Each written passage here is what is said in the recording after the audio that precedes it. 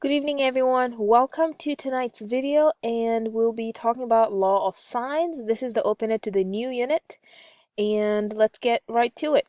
So, law of sines has to do with trigonometry and using triangles. And as you know, a triangle has 6 parts, 3 of which are the sides, and then the other 3 are the angles.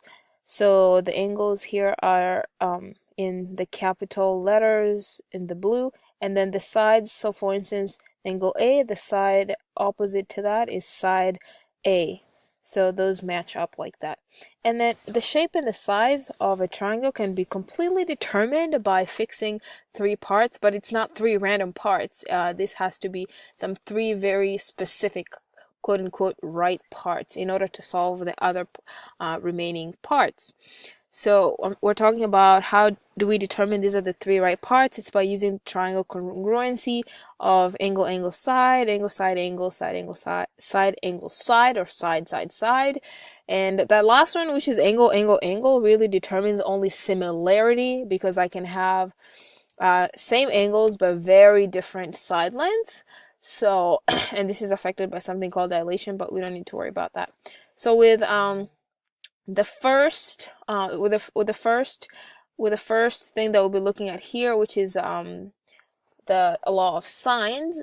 The reason why we need law of sines is so that we can solve for all the parts of the triangle, so that we know what type of triangle we have. So and law of sines uses an angle and its opposite side length. So the law of sines states that the ratio of the sine of an angle to the length of its opposite side is the same for all 3 angles of the triangle. So, and that relationship is simplified in these equalities down here. So for the law of sines, we'll begin with only 2 types of congruencies, and that is angle, angle, side, and angle, side, angle. That means we're given 2 angles in each case and 1 side, and the job will be to find the other 3 remaining parts of the triangle. And notice that if you're given 2 angles already, then the third one is really easy to determine, because we can use the sum of a triangle theorem, which states that the sum of the angles in a triangle add up to 180 to help us find the third triangle. And after that, we can find the 2 remaining parts, which are really the 2 unknown side lengths, using the law of sines. So this is an example. You're given triangle ABC, where angle A is 36 degrees, angle B is 48 degrees, and side A, which is opposite from angle A, is 8 degrees. How can we solve this using law of sines and what we know about triangle sum theorems? Pause this video, try to attempt and find all the sides and all the angles of this triangle, and then I'll check in with you in just a minute. So hopefully by now you've attempted it, and let's see how you did it was the same way that I approached this example.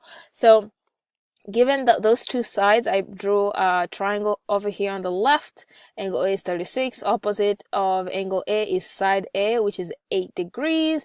And then the other third information we're given is that angle B was 48 degrees. So I just put all those here in this triangle.